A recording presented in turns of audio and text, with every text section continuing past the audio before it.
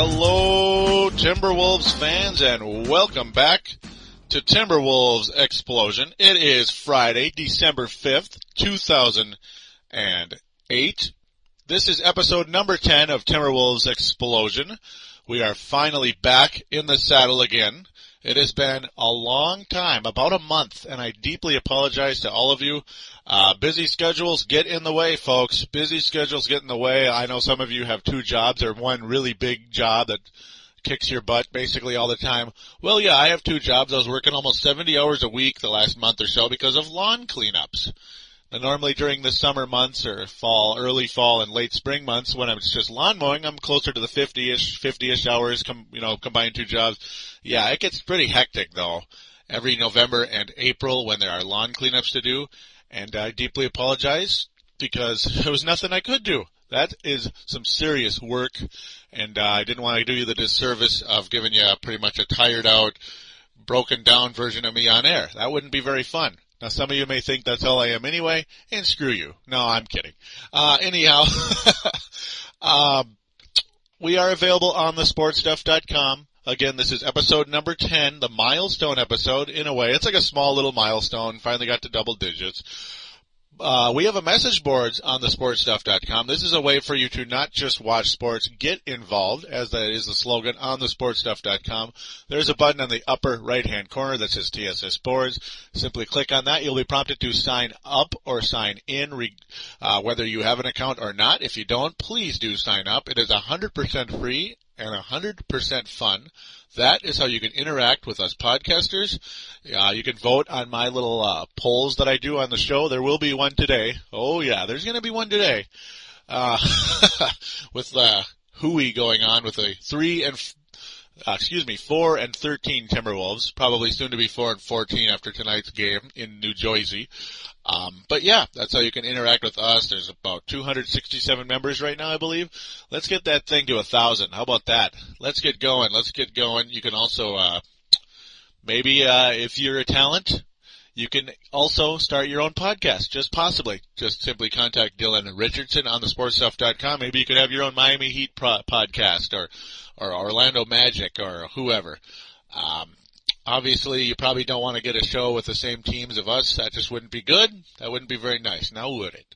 But anyhow, today's show, which of course is available on iTunes as well.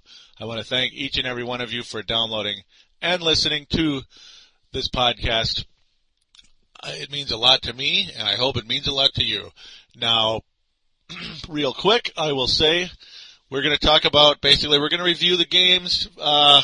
Not every single game since I disappeared. We're looking at about 11 games. I'm not going to review every one of them. There'll be an abbreviation for a couple of the first 2 weeks or so, and then the final week or so, week and a half, whatever it is, I will do a little bit more in-depth review.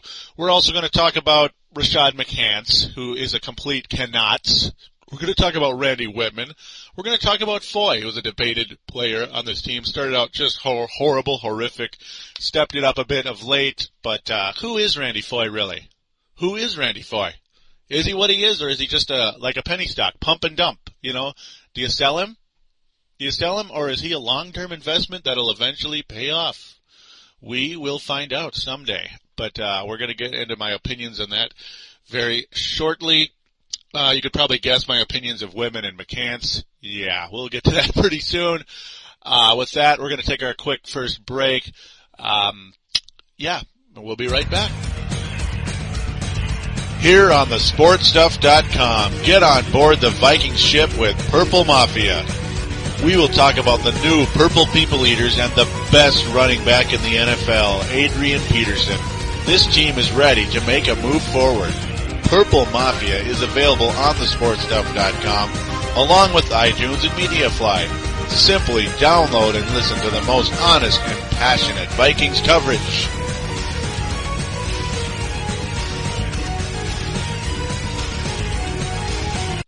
And we are back here on Timberwolves Explosion. Again, episode number 10 for iPod users who may not have a screen or may not want to have to look at their screen to know which show this is. This is episode number 10 of Timberwolves Explosion. Again, for those of you iPod listeners out there that have an iPod Touch, what a pleasure it truly is. I mean, hey, you can even have Yahoo and AIM on there if you want to communicate with your friends. Farzine, our friend Farzine, or my friend Farzine, host of the Chiefs End Zone show, would know a thing about that, being he has an iPhone, which is a close relative to the iPod Touch. It's just a phone with all the same capabilities. Yeah, lots of fun stuff. But I'll get off that, and it's time to talk some Timberwolves. Aren't you excited? Aren't you? There's a lot of red, because you know how when you look at the schedule, red means loss, green means win, right? There is a lot of red here, folks. Oh, my goodness. Oh, wow. Just looking at this is pretty painful. I remember the Wolves started 1-4 at the end of the last show, episode number 9. So that means we got Portland, loss. Golden State, loss. Portland again, loss. What a surprise. Denver lost, so that's another 4-game losing streak right there until the Wolves beat the Philadelphia Phillies. No, the Philadelphia 76ers. Yeah, I'll get into that shortly. First of all, the Wolves lose to Portland, 93-97. A brief dilly with this. Of course, I did get to watch this game, which was very nice, being I wasn't at the job that keeps me there in the evening. Lawn cleanups, at least I can watch sports, for crying out loud. Timberwolves played fantastic in this game. They did lose 97-93, of course. And Portland, just pretty much the whole second half, you could tell, was going to take over and win the game. And eventually they did. Brandon Roy pissed me off because the guy just never misses when the game's on the line. And the Wolves always miss when the game's on the line. Other than Al Jefferson, who has hit some clutch shots this season. But it's never enough because our team just is not good enough. Al Jefferson is pretty much on an island all by himself right now. LaMarcus Aldridge and Brandon Roy killed us. We all know Brandon Roy should be a member of the Timberwolves, along with O.J. Mayo and Danny Granger. Yeah, we're going to get into that with the Rashad McCants thing. Danny Granger should be a Timberwolf as well. Golden State Warriors, basically the exact same kind of game. 113 to 110. The Wolves pretty much were playing good the whole time. It's like, man, at least this team keeps in games. They may lose every freaking game, but they're there competing, and it's a lot of fun. Golden State's not as good as Portland, right? They're just not. So the Wolves should be able to pull this thing off. Nope. This was a game where Rashad McCants, now the Wolves are up by 7 with about 3 minutes left. Rashad McCants gets the ball with 22 seconds left on the shot clock. Now, what do you usually do when you're up by 7 points with about 3 minutes left in the game? You take your time, right? And you make a smart shot. Probably get it inside. Take your time with about maybe 5 seconds left on the shot clock and hopefully get a point in the paint, right? Get points in the paint or maybe a nice open mid-range jumper. No, Rashad McCants pulls another Anthony Peeler, jacks up a 3, and he misses. That's a surprise. That's a real surprise. Jim Peterson sounded pretty irritated as well, like Rashad McCants. There's no reason to take a shot in that type of situation. Yeah, I mean, me and Jim Peterson are pretty much mirroring each other. I was a little bit ahead of him, so ha there. But yeah, that pissed me off. Utterly pissed me off. I cannot stand Rashad McCants. I just can't. For those of you listening that like him, my condolences, guys. This guy's out of here, I hope, pretty soon. By the end of the year, he's got to be gone. Randy Wittman benched him immediately, then puts him back in almost immediately. Okay, what was the point of that? Why don't you just sit him down and have enough of it? Fortunately, later on in these future games, he does. Portland comes to Minnesota Saturday the 15th. Very similar situation. Brandon Roy gets it done down the stretch once again against the Wolves. You know, the shooting guard of the Timberwolves. Oh, wait. Yeah. Portland beats Minnesota 23-12 in the fourth quarter. Wolves are winning most of the game, especially around halftime or so. You know, in the third quarter, you could tell things were churning a little bit, heading Portland's way a teeny tiny bit. But maybe the Wolves will hold on. It's a home game. Nope. The Wolves go to 1-7, lose 88-83. Brandon Roy again kills us down the stretch. Oh my. Randy Foye was benched at this time. Actually stepped up a little bit. Not too bad. Telfair virtually worthless, though, in this game with 2 points. McCants only playing 8 minutes after that disgusting approach in the Warriors game. Understandable there by Randy Wittman, who I'm not sure he's part of the solution either. A surprisingly competitive game. in Denver. Surprisingly, the Chauncey Billups-led Denver Nuggets, who at this point we're starting to show signs of what they can be with this new leader, this new potential franchise-type player, obviously, in Denver, a guy I just really enjoy. But the Wolves go to 1-8, losing 90-84. If I said that already, I'm sorry. Jefferson, good game. Another double-double with 20 and 14. But, of course, not enough. What a surprise. As another former Timberwolf, 26 points, 5 rebounds, 5 assists. Billups just looking like a king here. Only poor shooting from the field overall, but hitting threes down the stretch, 4 of 8.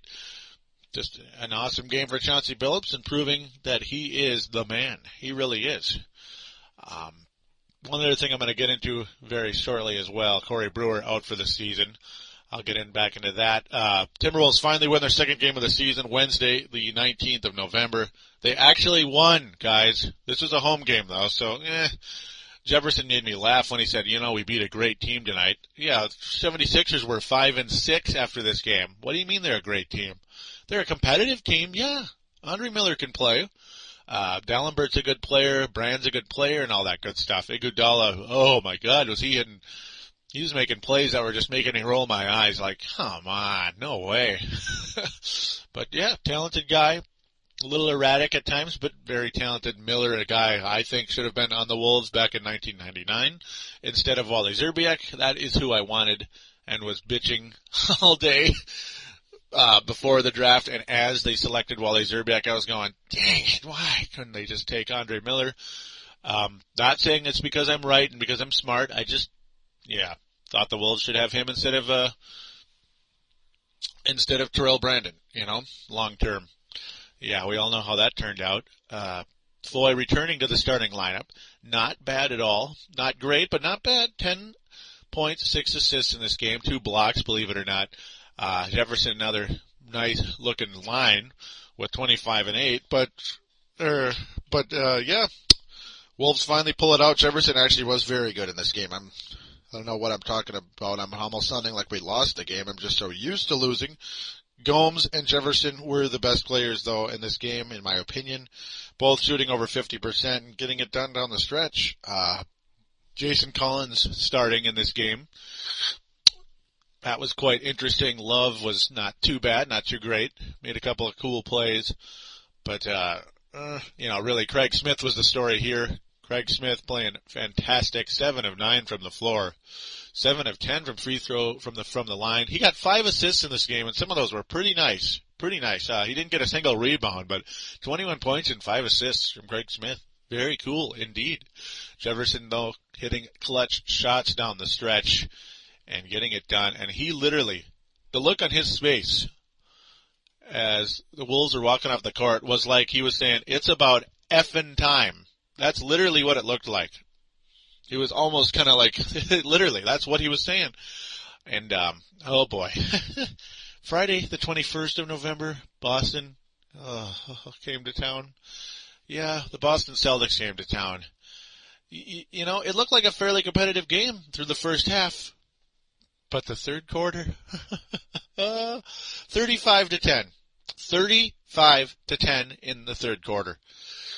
Oh my God. The Wolves were already done. I mean, Boston's defense smothered this team beyond recognition. I mean, they looked like, I can't even go there. I can't go there. Nope, I'll get in trouble. So, I just can't even.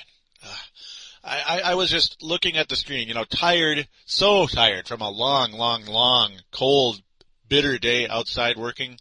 It was about like a 11, 12-hour day working outside on those lawns, screaming at the TV with what energy I had left, watching Randy Foy shoot 2 of 12 and from the floor. Just so painful to watch.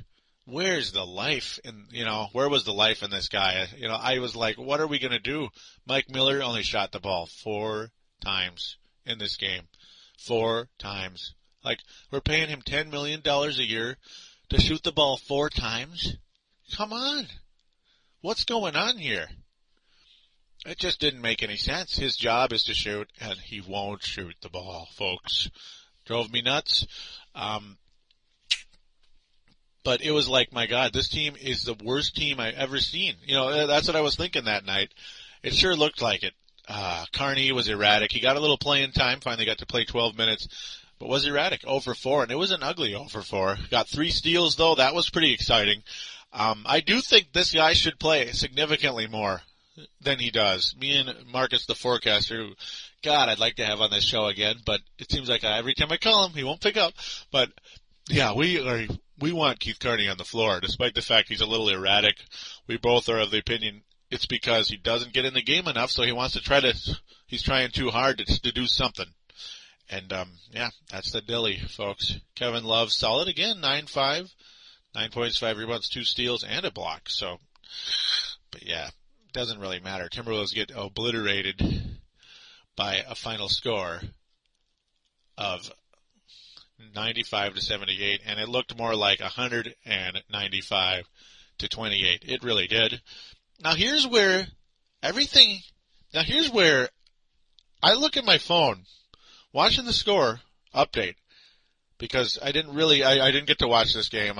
I apologize because I was at work, and I was like, what the hell happened here? The Timberwolves just beat Detroit in Detroit, and they killed Detroit in Detroit.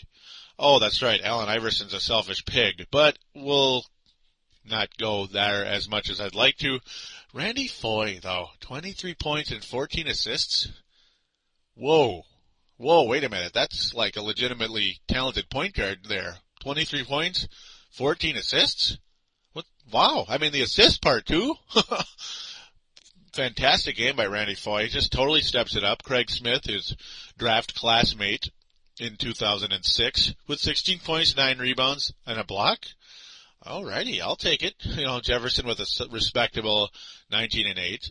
Miller with a stat filler, 9 points, 8 rebounds, 7 assists. Okay. Pretty cool game for the Wolves. Gomes chipping in 20 points and 7 rebounds, 3 assists. What a game by Ryan Gomes. I mean, everything was hitting. The Wolves shoot 53% in this game, 63% from three-point range. I mean, everything was going in. God, it's like you just wish the Wolves could play half that good once in a while. Shoot maybe 45% from the field and, about 35-40% from three-point range. It'd be nice, wouldn't it? But, it's never going to be a regular thing. It's just not. But we'll take it. I mean, Iverson, terrible. 9 points, 3 of 11 from the floor, 2 assists and 2 turnovers. Nice assist-to-turnover ratio there for the selfish Allen Iverson. Who, Pistons aren't looking so good after that trade, folks. Yeah, you're going to sell more tickets and you're going to sell more jerseys with AI, but that's all he is. He's just automatic intelligence. You can't control the guy. You can't. Now, the Wolves and the Phoenix Suns on the 26th, Wednesday the 26th of November, of course, did get to see this game. What a cool game. What a cool game. Even though we lost, it was a lot of fun. I mean, the Shaqinator, man. The Shaq is back with 18 points, 10 rebounds, 3 blocks. I mean, it was so fun to watch. You could tell he was having a blast out there chuckling and laughing with his teammates, having fun. Like, it was Shaq having fun. Randy Foye, respectable again, though he got fouled out, unfortunately, with 17 points, 5 assists, 2 turnovers, and a steal. That's not bad. Not great, but not bad. Jefferson just played huge against this team. Fouled out as well, though. 16 points, 17 rebounds. He looked like he could have had even more points, but whatever. That's how it goes. McCants chipping in 12 points because he had 4 threes in a row. That's nice, but he turned the ball over 5 times, and that was really tough to watch. And, of course, those 12 points came when it was pretty much just about garbage time, and that's why the score looks kind of respectable. That's pretty much what happened there. Yeah, not so good. Brewer with a nice stat filler, though, of a game with his little 6 points, 4 assists, 3 rebounds, 2 steals. Hey, that's kind of cool. But overall, Jefferson played good, was a blast to watch. Shaq played good, was also a blast to watch. But overall, I mean, we pretty much got our butts kicked as the Suns shot 54% versus our 42%. So, what do? Not much you can do there. Just encouraging to see Foye looking like a starting point guard, as mentioned. Very encouraging there. As so far, it's continued. as now we go to Oklahoma City. The Wolves they will squeak out a close one in Oklahoma City, folks. Boy, I'm proud to be a Timberwolves fan that we beat the Oklahoma City Thunder by 2 points. Now remember the Golden State Warriors, the Oklahoma City Thunder were 1-16 after this game. We all know who that one came against, right? The Wolves. Yep, back earlier. Miller with a solid game. And of course Miller hit the buzzer beater. Won the game for us. And that was spectacular. Craig Smith with another huge game. Like, as I said, this guy has really stepped up this year. Again, making Marcus the Forecaster very happy. One of his favorite players. Foy taking a step back a little bit with only 4 points, but he did get 7 assists. So, take the good at the bad, I guess, in that one. He was a +6 in the game. Second only to Craig Smith, who played his butt off. This guy not only scores points, but he gets to the free throw line, and he does make them. He's respectable from the free throw line, and you gotta like that. Jefferson, I wouldn't have minded seeing him getting the ball a little more, though. 6 at 12. Yeah, he's clearly having a good game. Give him the ball. Miller actually shot the ball in this game, 8 of 17. Finally, it's about time, and there it is. That's the kind of game you expect. 18 points, 8 rebounds, 4 assists. Hell yeah. Now that's why you pay the guy $10 million is to do that. Not be 1 of 4. You know?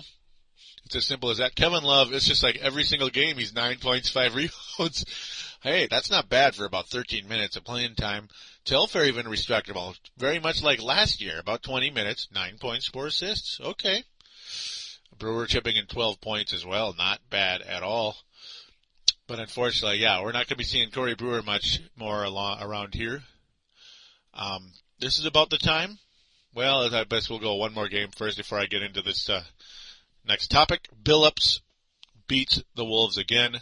This one is in Minnesota, and this one was much worse than the score would indicate, as the Wolves outscore the Pistons. Yeah, that's where Chauncey should still be, but Wolves outscore the Nuggets by 8 points in the fourth quarter, but they lose 106-97. So, yeah, it was pretty much garbage time. Foy with a big game, 25 points, 6 assists, and 5 rebounds. Nice stat filler, though he did get 4 turnovers. Jefferson with a great game again. Not good enough, though, with his 20 points, 13 rebounds, and 2 blocks. Good game there. McCants, though, has been buried in the rotation. With only 6 minutes. So, yay, I'm happy. Kevin Love looking like what he may become. 7 of 9 from the floor. Nice game with 18 points and 12 rebounds. I'll take it. I will take it. I hope that is what is to come in time. He only shot the ball 9 times, and he did get to play about 28.5 minutes. Not bad at all. Again, though, Foy with a huge game. So, maybe, just maybe, Randy Foy could translate into another. Now, please don't bombard me with hate mail, calling me stupid and full of crap and whatever the heck else you want to say. Just maybe Randy Foy could be another Chauncey Billups. Please don't hit me too hard on this Chauncey Billups project, because Chauncey Billups' career did not start out well, folks. It really didn't. He was I believe he was a 3rd overall pick. Yes, 3rd overall pick, as I can see now, by the Boston Celtics, was traded within a few months by, Rick Pitino. Was traded by Rick Pitino within a few months. Gave up on Chauncey Billups already because he's only like 11-point-a-game guy. Clearly not a true point guard at the time. To Toronto, but yeah, he was traded to Toronto. Mediocre there. Went to Denver, played shooting guard, and had a scoring tandem with Nick Van Exel. He scored the crap out of the ball, but couldn't guard anybody. It was inconsistent and got hurt all the time, which was kind of what he was like in Minnesota. Kinda. Maybe not the hurt part, but yeah. Ended up getting traded to Orlando. Didn't play a single game because of a shoulder injury. Comes to Minnesota. Couldn't guard anybody. But then his second year, he couldn't guard anybody, started hot, then totally disappeared. Shucks, Chauncey Billups even got buried on the bench in the postseason that year behind William Avery. I still remember that very well. I was at one of those games. He was benched. He was benched behind William frickin' Avery, folks. That's how bad it was at one point for Chauncey Billups. Then the next year, Terrell Brandon gets hurt. Chauncey Billups is the starting point guard, not shooting guard, but finally gets to be an official starting point guard on the Wolves, and does pretty darn good. I was pining for the Wolves to keep him. I remember sending an email to In the Zone. Some of you people around here may know about In the Zone. It's a Saturday morning show on KFAN. Trent Tucker, I say Chauncey Billups should be the long-term starting point guard for the Timberwolves. Trent Tucker's response was, Chauncey Billups is just a Vinnie Johnson type, just a microwave off the bench. And, I could see why he would say that, because Chauncey Billups kind of sort of was looking like that was what he was going to be to most people at the time. Sure, I'll grant him that, and we all know what happened, though, once he was not given the starting job, not promised the starting job, even though Terrell Brandon would never play another game again. Chauncey Billups goes on and has what looks like a pretty awesome career, even though he's not with the Nuggets, the Detroit Pistons anymore. What a great career he is having, and look what he's done to the Denver Nuggets. They are the division championship contender, which they certainly weren't with AI. So, interesting stuff indeed. Just had to go off on that. Just maybe Randy Foye is one of those slow starters that'll become something. There's a chance, folks. There's a chance. He's a very similar type player, about the same size. Was not a true point guard coming into the league. May become one. We will see. All right? So, let's give it time. We'll find out what happens. I'm not guaranteeing a dang thing. Now we are going to get on to December. And we get beat pretty good by Charlotte Monday, the 1st of December, 100-90. And this is it, folks. This is now where I'm going to start talking about a little trade rumor that's been going around. Rashad McCants is on the trading block. Yes, he is. And notice some strange names got a little playing time in this game. Brian Cardinal, Kevin Ollie, and, Carney finally got in there. But mostly Ollie and Cardinal getting some playing time. McCants' playing time goes up a little bit when we're in Charlotte. Now, TimberwolvesPress.com reported that the Wolves and Charlotte Bobcats, I don't know if I said Hornets, but Bobcats, have had talks about Rashad McCants, a package involving Rashad McCants, and, are you ready for this? Are you sitting down? Gerald Wallace. Now that is a guy me and the forecaster are in love with. He is a rich man's Corey Brewer. Yes, a rich man's Corey Brewer, the defensive athletic star. I mean, I just love this guy, Gerald Wallace. And if somehow, some way we could work some package deal, it would be terrific. One of the packages would have included Corey Brewer. And, Corey Brewer would be expendable if Gerald Wallace was here.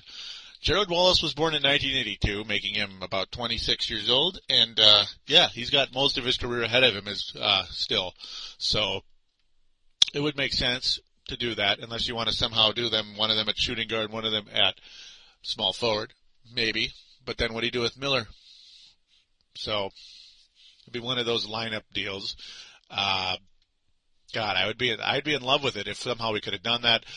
Corey Brewer, of course, would not be involved in any trade right now because he is out for the season. In that Denver Nuggets game, Corey Brewer tore his ACL. Out for the season. When he was looking like he was having, he was taking a step forward. His shot was looking better. He was finishing more on breaks. Nothing great, but you could see an improvement. Foley with another respectable game on this particular night, along with Mike Miller. Mike Miller with a beautiful game, 19 point, 10 rebound, 5 assists, 5 of 8 from 3-point range. Got it like that. Foy and Miller both 7 of 13 from the floor. Foy with 23 points and 4 assists. So he's starting to emerge. Randy Foy is. Jefferson mediocre at best with only 8 points, 3 of 11 from the floor, but he did get 6 blocks. Wow. I don't know how that happened, but it did. But that is your rumor talk pretty much with the Wolves right there. Other than, well, I'll get into that in a sec. I'm so crazy. I'm like up and down like a yo-yo, aren't I? But yeah, Man, Gerald Wallace, not the greatest game with 15 points. Okafor, though, kicked our butts. 24 and 10, 5 blocks. Yeah, he pretty much made Al Jefferson look bad. Raymond Felton with 14 points and 14 assists. A very strong possibility to be coming back to the Wolves in some type of trade. That would probably be if we did not get Gerald Wallace. So the Wolves have some decisions to make in the coming weeks, along with their head coach, Randy Wittman, who in my mind is clearly not getting along with his players.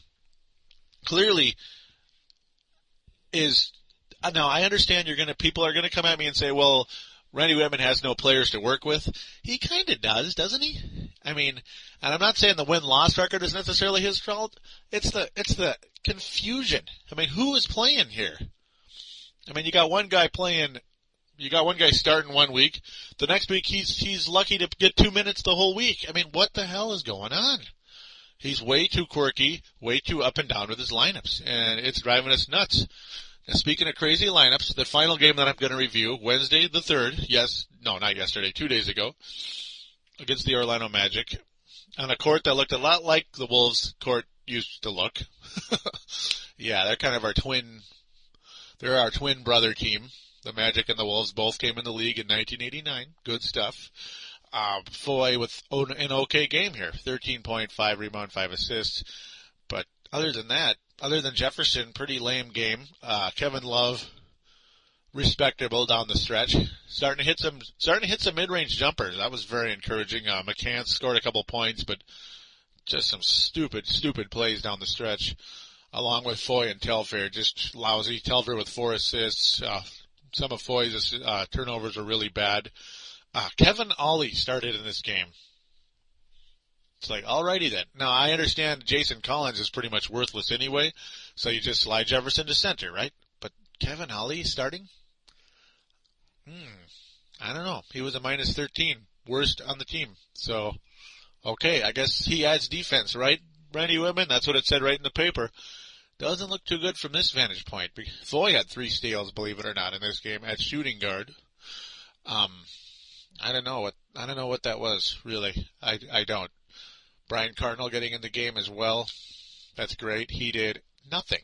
When you look at his line, it is zeros all across the board. Didn't attempt a shot. Didn't get a rebound, steal, anything. And he played almost 8 minutes. Craig Smith also only played 8 minutes with 2 points and 2 turnovers. So what the hell is going on here? Kelvin Booth got in for all of 40 seconds, got a rebound. Okay, so Kelvin Booth finally got to play, yet they take him out in 40 seconds. What was the point? Let him play a little bit. He's better than Jason Collins probably. Maybe. At least defensively he is. I don't know what Randy Wittman's doing. I really don't. Dwight Howard looks like the MVP, the league MVP. He is, me and Marcus did a draft on NBA 2K9 where you just start a whole team, and you draft anybody. I got the number 1 overall pick just randomly, and I took Dwight Howard. Yeah, right now that's who I would take if I had the number 1 pick for anybody in the league, anybody in the entire league. I would take Dwight Howard. I'd start my franchise with this guy. He is that good. 23 points, 14 rebounds, 6 blocks. I mean, that's what kind of player he is. Once this guy started being able to score, the rebounding and blocks are going to be there forever. I mean, you get the scoring, which he has had the last 2 years. The guy is unstoppable. There is also talk that he went from Dwight Howard, that is, from benching 150 pounds in his rookie year to 300, over 300 pounds. That's pretty good stuff. I mean, this isn't football, it's basketball. Over 300 pounds. Awesome stuff by Dwight Howard, who was one of the final guys taken out of high school, along with big Al Jefferson. And once again, he bested Al Jefferson like he did last year. So be it. That's just how it's going to have to be. Because Dwight Howard is probably the best player in the league right now, in my opinion, for the 14-5 Orlando Magic. What an awesome team. Or not awesome team, but what an awesome player Dwight Howard is. The Magic, well, you got a little Bostonians over there, and you got Cleveland, who is just amazing. It's looking like I was right when I picked Cleveland to win that division, by the way. Back when it was the division review, the Cleveland Cavaliers. No, I didn't expect the Detroit Pistons to make a crazy trade like they did, but hey, I'll take it. I'll take it. It looks like I'm going to be right now because of that, and it may have been right anyway. But yeah, Orlando, Cleveland, and Boston, the cream of the crop in the Eastern Conference. I'm liking how Atlanta Hawks are doing as well. That looks good for my predictions as well. Liking it indeed. Sorry that I kind of wandered off real quick, but hey, I was just looking at the Eastern Conference there as we're talking. That's pretty much it in terms of reviewing games. So we are going to call it a quick break, and we're going to get into the polls for this week's show. Here on thesportstuff.com, we're toughing up on Brave the Wild with Palladino. Join me, Palladino, as we brave the Minnesota Wild Hockey Club on our way to the playoffs. We're available on thesportstuff.com and iTunes. The boogeyman, Derek Bugard, says you'd better listen or he just might drop the gloves. Call up your courage and brave the Wild with your buddy, Palladino Joey.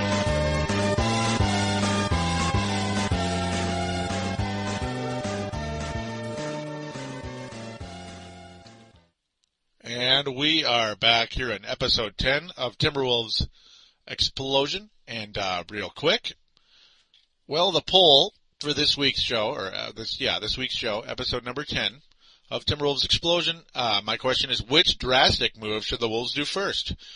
A, fire Randy Wittman. B, trade Rashad McCants. Or C, trade Randy Foye before his stock drops again. You know, just like a stock. Is he a pump and dump? Is he not? You know, that's why I put him there.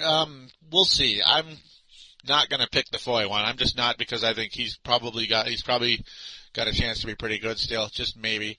I went with trade Rashad McCants. I think he's got to go. And then I'm going to, with a close second, I mean, if you could pick 2 out of 3, Randy Wittman has got to go as well.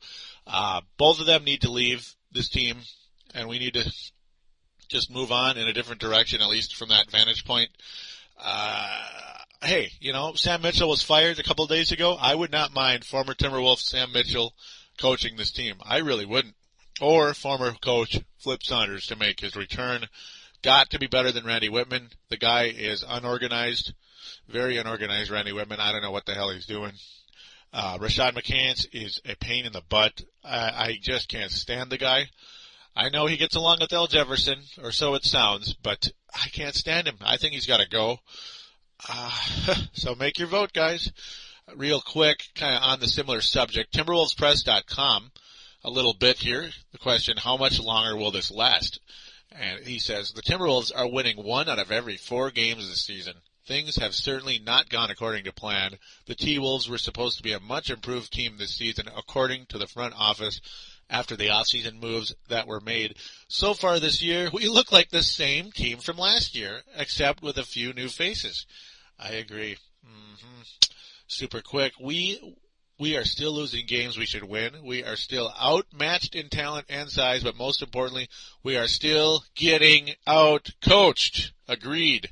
That is good stuff. Honestly, though, what did we expect from this team? I will admit that I bought into the hype this offseason that the team would be a lot closer to a 500 ball club. After 16 games, I feel like a fool for even thinking this team could win 30 games. We can't even beat teams like the Thunder, the Kings, the Bobcats. Plain and simple, we are on the same lowly level as those teams listed above. Yeah, I agree. I think we're worse than the Bobcats and Kings. The Thunder, yeah, we're about the same level as them, at least right now. Shucks, we both have talented young guys on our team, I guess. Oh, goody. Good takes there indeed. Getting out-coached, yes. I think he's got to go. I also thought the Wolves would be closer to 500. I said they were going to win 35 games, guys. I thought the Wolves were going to win 35 games. It's on the Phoenix Suns, Run and Gun Phoenix Suns a while back on the division review. I mean, some tough stuff. I mean, that's just how it goes, though. That's just how it goes. And that's how this podcast is going to go. We're just going to keep following this team. We're going to find out what's going on. You're going to get an in-depth report every single show, as I love this team more than any team in the world, and I'm sure those of you that are listening may agree as well, despite the fact that they're not looking so great. But with that, I'm going to call it a show, and I am going to wish you a good week or so, and we'll see you for episode 11. Talk to you then.